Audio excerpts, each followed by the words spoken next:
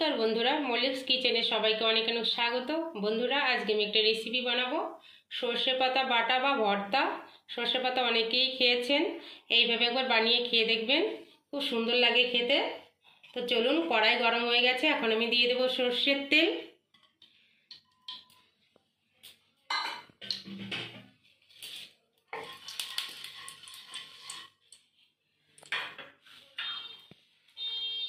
রসুন,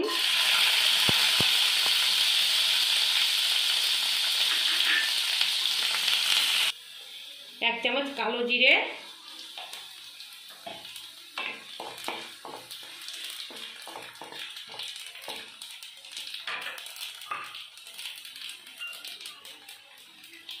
চারটে কাঁচা লঙ্কা,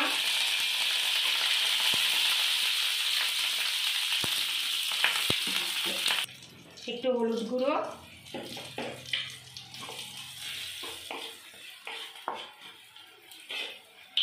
দিয়ে আমি শাকগুলো দিয়ে দেবো। শাকগুলো বেছে ধুয়ে লবণ মাখিয়ে 10 মিনিট জল ঝরাতে রেখে দিয়েছিলাম, দিয়ে দেব।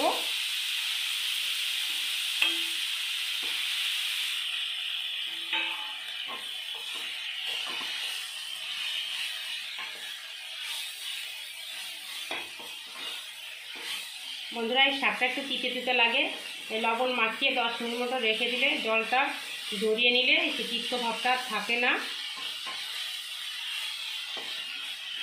2 মিনিট ঢেকে দেবো। ঢাকনাটা খুলে নিচ্ছি। দেখুন, শাকটা সিদ্ধ হয়ে গেছে। বন্ধুরা, আপনারা তো সর্ষে শাক ভাজা, তরকারি অনেক কিছুই খেয়েছেন বা ভর্তা, তো আমার মতো এইভাবে একবার ভর্তা বানিয়ে খেয়ে দেখুন, দারুণ লাগে খেতে। একবার হলেও বাড়িতে বানিয়ে খেয়ে দেখবেন, খেয়ে কমেন্টে জানাবেন কেমন লাগলো। তো শাকটা আমার প্রায় ভাজা হয়ে গেছে। এই শাকে যেন একটুও জল না থাকে, এরকম ঝরঝরে ভাজা হবে, তাহলে খেতে ভালো লাগবে। শাকটা একটু নরম নরম থাকলে পরে তিতকো তিতকো লাগে। তোমার শাক ভাজা হয়ে গেছে, এখন আমি নামিয়ে নেব। নামিয়ে আমি বেটে নেব। শাকটা এরকম ঝরঝরে করে ভেজে নেবেন।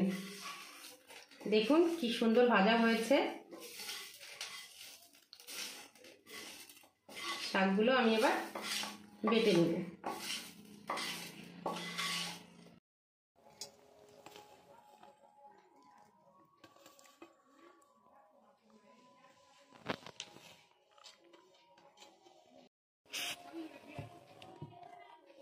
বন্ধুরা, দেখুন কি সুন্দর হয়েছে, দারুণ একটা সেন্ট বেরিয়েছে। এমনি সর্ষে শাকের দারুণ সেন্ট,